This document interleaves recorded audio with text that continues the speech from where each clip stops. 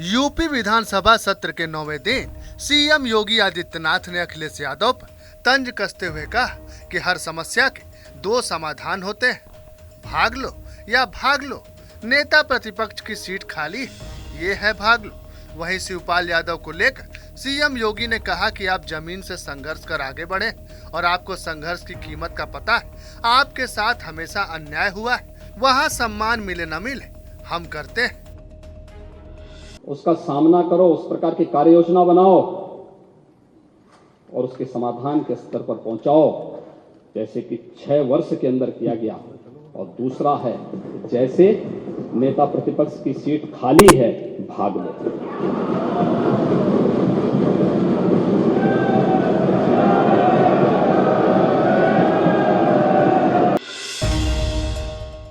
UP विधानसभा सत्र में CM योगी ने 2022-23 के बजट की प्रशंसा करते हुए कहा कि इस बजट में आप देखेंगे तो हमने जनता से जो वायदे किए थे उन सबको इसमें समाहित किया है और उत्तर प्रदेश 1 ट्रिलियन इकोनॉमी बनेगा, इसमें कोई संदेह नहीं है। वहीं सपा पर निशाना साधते हुए कहा कि आपने यूपी को बीमारू प्रदेश बना दिया था, हम अगले 5 साल में इसे देश की सबसे बड़ी अर्थव्यवस्था बनाएंगे।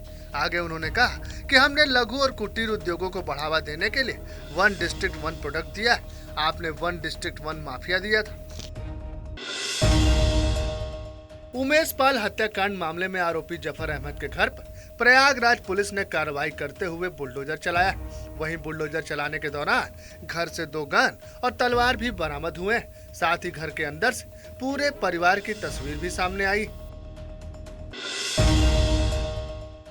प्रयागराज में हुए हत्याकांड पर सरकार की ओर से हो रही कार्रवाई के बीच सुब्रत पाठक ने एक ट्वीट किया है। उन्होंने अपने ट्वीट में लिखा है कि उमेश पाल सहित पुलिसकर्मी की हत्या सीधे उत्तर प्रदेश की सरकार पर हमला है। जब विकास दुबे नहीं बचा तो इन अपराधियों का क्या होगा, यह बताने की आवश्यकता नहीं। अब यदि गाड़ी अतीक की भी पलट जाए तो मुझे कोई आश्चर्य नहीं होगा। मैंने कहा कि अतीक की यदि गाड़ी पलट जाएगी तो मुझे कोई आश्चर्य नहीं होगा, पलट देनी चाहिए ऐसों की गाड़ी। तो क्या ये भविष्यवाणी मानी जाए? नहीं, क्यों? मैं कोई भविष्यवक्ता नहीं हूँ। मैंने कहा कि गाड़ी पलट जाए, जब विकास दुबे की पलट गई तो इसकी भी पलट जाएगी तो मुझे कौन सा आश्चर्य होगा। ये नहीं, भविष्यवाणी नहीं की। मैंने कहा यदि गाड़ी पलट जाए तो मुझे आश्चर्य नहीं होगा। कब तक पलटेगी? ईश्वर से चाहता हूँ कि आज ही पलट जाए। जेपीएस राठौड़ का उमेश हत्याकांड पर बयान सामने आया है, जिसमें उन्होंने कहा कि सीएम योगी जो कहते हैं वो करके दिखाते हैं।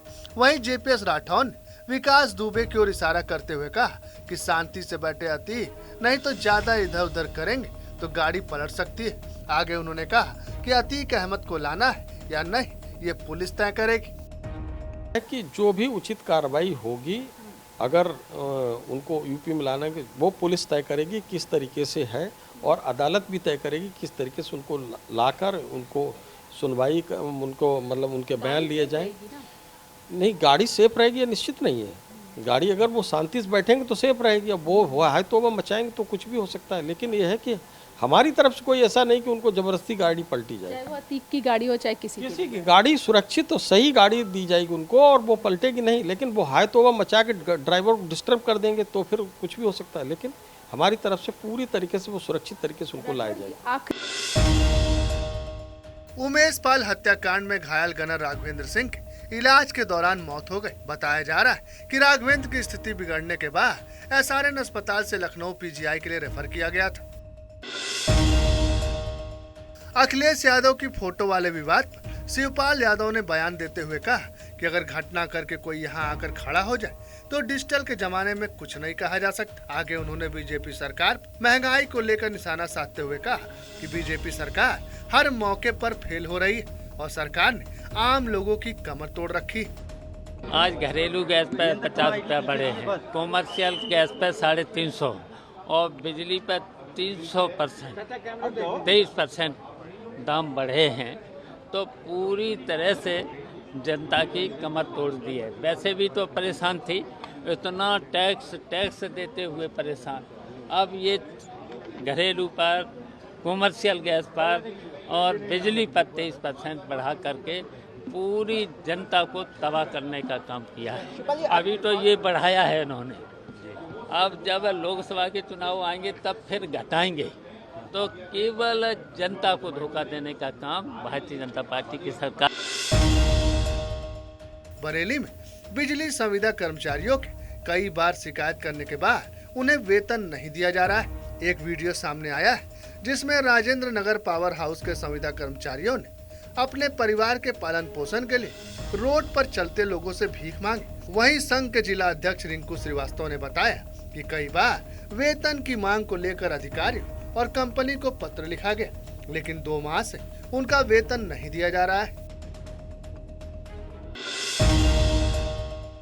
हल्द्वानी आभार रैली में पहुंचे सीएम पुष्कर सिंह धामी उत्तराखंड में ग्रुप सी की भर्ती परीक्षा को लेकर उन्होंने बड़ा ऐलान किया। उन्होंने कहा कि 2008 में ग्रुप सी की परीक्षा में इंटरव्यू की व्यवस्था खत्म कर दी गई थी, लेकिन ये व्यवस्था पूरी तरह खत्म नहीं हुई थी। सरकार ने फैसला किया कि ग्रुप सी में इंटरव्यू व्यवस्था पूरी तरह खत्म होगी।